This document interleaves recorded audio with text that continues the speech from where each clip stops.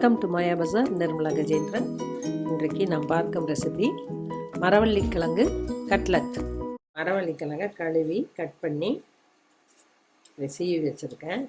இட்லி பானையில் தண்ணி கொதிக்குது. மரவள்ளிக்கிழங்கை வச்சு இட்லி பானையில் ஆவியில் வேக வைப்போம். மூடி போட்டு ஹை ஃப்ளேமில் 10 நிமிஷம் வேகட்டும்.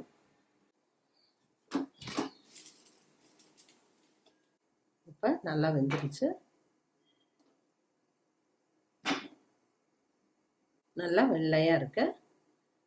4 பார்த்தா வெடிச்சிருச்சு. இப்படி கிழங்கு வெடிச்சா தான் டேஸ்ட்டாக இருக்கும். புது கிழங்கா இருக்குன்னு அர்த்தம். இதில் நம்ம குழந்தைங்களுக்கு சர்க்கரை தொட்டு கொடுத்தா ரொம்ப இனிப்பாக இருக்கும்.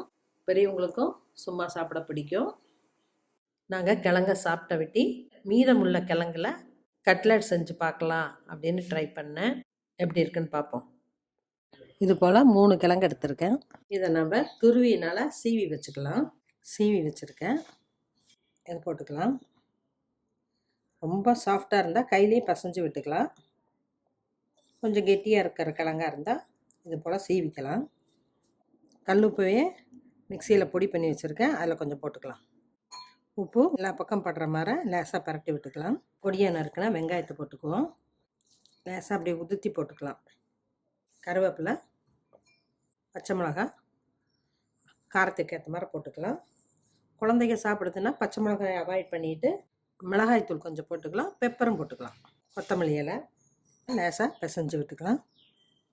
1 டேபிள் ஸ்பூன் அரிசி மாவு, 1 டேபிள் ஸ்பூன் கார்ன்ஃப்ளவர் நல்லா பிசைஞ்சு விட்டுக்கலாம்.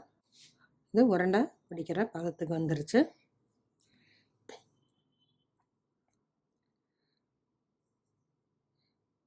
இதை கட்லட்டாட்ட நம்ம செஞ்சுட்டு இதுக்கு தண்ணி ஊற்ற வேண்டாம். டீப் ஃப்ரை பண்ணாலும் பண்ணலாம், ஷாலோ ஃப்ரை பண்ணாலும் பண்ணலாம். நமக்கு கிழங்கெல்லாம் வெந்தது தான். இது போல் செஞ்சு வச்சுக்குவோம். கடாயில் கடலை எண்ணெய் ஊற்றுறேன். நிறையா ஊற்ற வேண்டாம், ஷாலோ ஃப்ரையாட்ட பண்ணுவோம். உருண்டையை தட்டி வச்சுருக்கேன், அதை போடலாம். ரொம்ப எண்ணெய் சேர்த்த வேண்டாங்கிறக்காக இந்த மெத்தடில் பண்ணுறேன். நம்ம ரஸ்க் பவுடர் கூட சேர்த்தலாம். இது போல் நல்லா தின்னாக தட்டிக்கலாம்.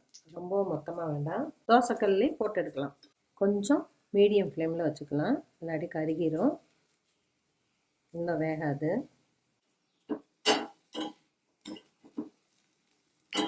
இப்போ 2 பக்கம் செவந்துருச்சு, எடுத்துடலாம்.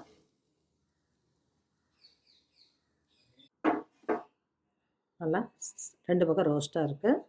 இதே போல் எல்லாத்தையும் போட்டு எடுப்போம். உடச்சி பார்ப்போம்.